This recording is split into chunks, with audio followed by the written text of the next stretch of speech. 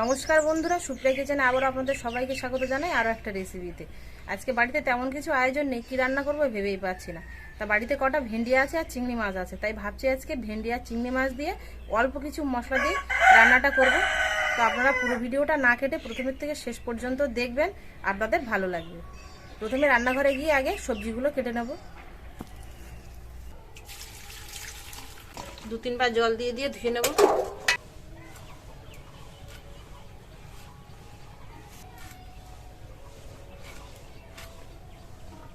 ছোট ভেন্ডিগুলো 2 ভাগ করে নেব আর বড় ভেন্ডিগুলো 3 ভাগ করে নেব। ভেন্ডিগুলো কেটে নিয়েছি। এবারে একই সঙ্গে আলু, পেঁয়াজ আর বাড়ির দেশি এরকম পাকা টমেটো সবগুলো কেটে নেব। ভেন্ডির মতো আলুগুলো এরকম লম্বা লম্বা করে কেটে নেব।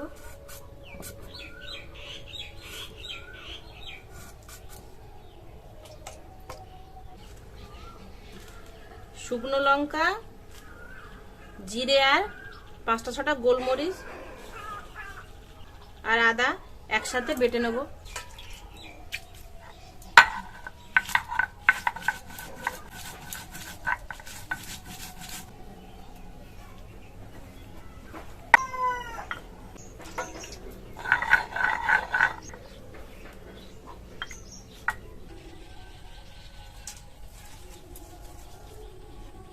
চিংড়ি মাছগুলো আগে থেকে কেটে ধুয়ে পরিষ্কার করে রেখেছিলাম। এবার এর মধ্যে একটু গরম জল দিয়ে দেবো।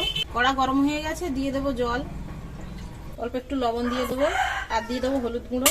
জলটা উষ্ণ গরম হয়ে গেছে, এই গরম জলটা আমি চিংড়ি মাছের মধ্যে দিয়ে দেবো। মিনিট খানেক এইভাবে রেখে দেবো, তারপরে চিংড়ি মাছ থেকে জলটা ঝরিয়ে নেব। কড়া গরম হয়ে গেছে, দিয়ে দেবো সরষের তেল। তেলটা ধোঁয়া ওঠা গরম হয়ে গেছে। এবার চিংড়ি মাছগুলো দিয়ে ভেজে নেব। আগে হলুদ গুঁড়ো দিয়ে দেবো।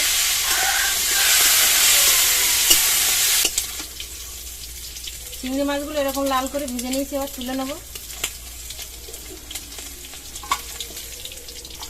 এই তেলের মধ্যে আলু আর ভেন্ডিটা ভেজে নেব। আগে আলু দিয়ে দেবো।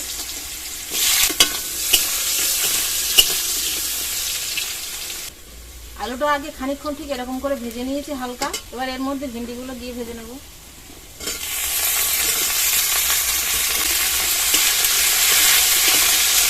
আলু আর ভেন্ডি এরকম লাল করে ভেজে নিয়েছি, আর ভাজতে ভাজতে কিন্তু ভেন্ডি আর আলু প্রায় সেদ্ধ হয়ে গেছে 90% মতো। এবার তুলে নেব।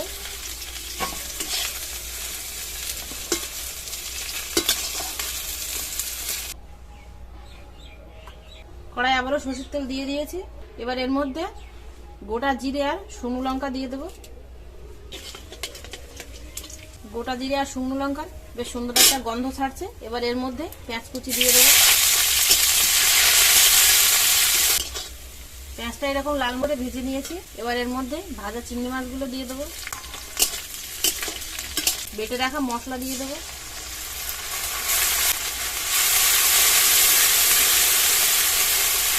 হলুদ গুঁড়ো, লবণ দিয়ে দেবো।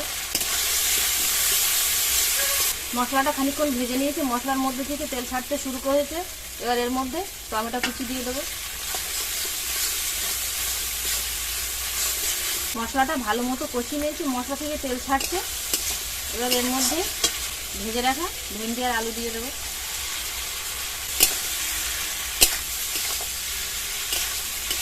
ভেন্ডি আর আলু দিয়ে খানিকক্ষণ ভেজে নিয়েছি। 1 বাটি পরিমাণ জল দিয়ে দেবো।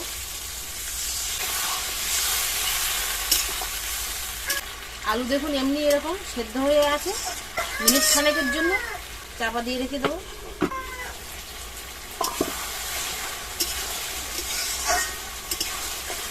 যে ঝোলটা ছিল সেই ঝোলটা শুকিয়ে এরকম গায়ে গায়ে হয়ে গেছে। ভেন্ডি চিংড়ি রান্নাটা হয়ে গেছে। এবার নামিয়ে নেব।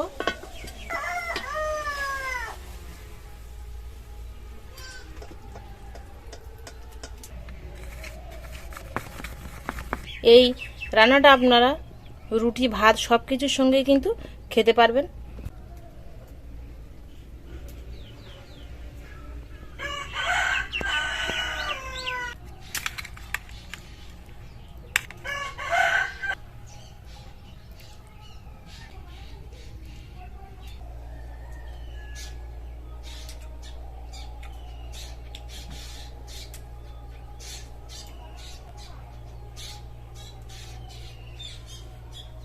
কম মশলায় প্লেন ভেন্ডি চিংড়ি কিন্তু দারুণ হয়েছে খেতে। আপনারা একবার এইভাবে বাড়িতে বানিয়ে খেয়ে দেখবেন, সামান্য কিছু মশলা দিয়ে। এতক্ষণ আমার সঙ্গে থাকার জন্য আপনাদের অনেক অনেক ধন্যবাদ। আবারও দেখা হচ্ছে আপনাদের সাথে পরে নতুন কোনো রেসিপিতে। ততক্ষণ আপনারা সবাই ভালো থাকবেন ও সুস্থ থাকবেন।